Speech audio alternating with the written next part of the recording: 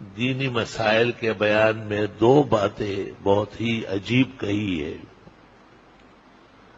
وَلَمْ يُصِرُّوا عَلَى مَا فَعَلُوا وَهُمْ يَعْلَمُونَ کہ اصرار اور ضد نہ کرے.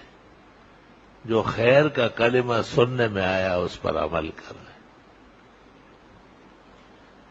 ابو داؤد میں ہے الکلمۃ الحکمہ ضالۃ المومن اینما وجدہا فہو احق باخذہا. کام کی بات، دین کا مسئلہ مسلمان کا میراث ہے. جہاں اس کو ملا فوراً حاصل کرے، اللہ کا شکر بجا لائے.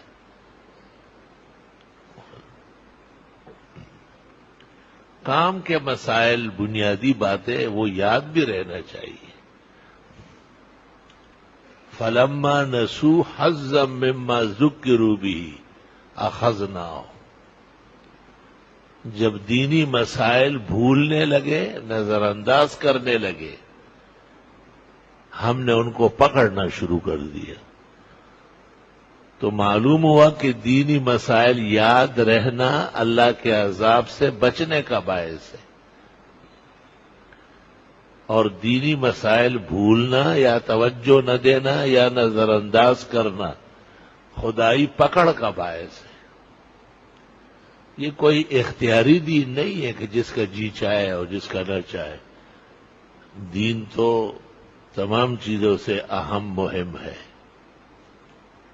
پوری زندگی اس پر قربان کی جاتی ہے.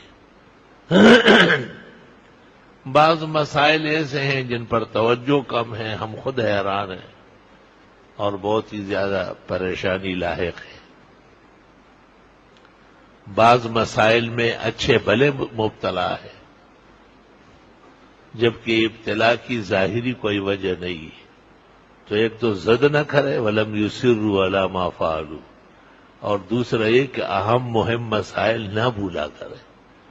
فَلَمَّا نَسُوا حَظًّا مِّمَّا ذُكِّرُوا بِهِ أَخَذْنَاهُ. مسائل بھول جانا خدائی عذاب کا باعث ہے. تو مسائل یاد رکھنا. امام احمد سے پوچھا گیا، حضرت کو 16 لاکھ احادیث یاد تھی اور امام بخاری کو 6 لاکھ یاد تھی. بخاری ان کے شاگردوں میں سے ہیں. تو کسی نے پوچھا کیف جمع الاحادیث کلھا، اتنی حدیثیں کیسے جمع ہو گئی؟ انہوں نے کہا ما سمعتہ الا عملت بہ. جب بھی حدیث سنی عمل کرنے کی کوشش کی، تو عمل سے تو وہ زندگی کا حصہ بن جاتا.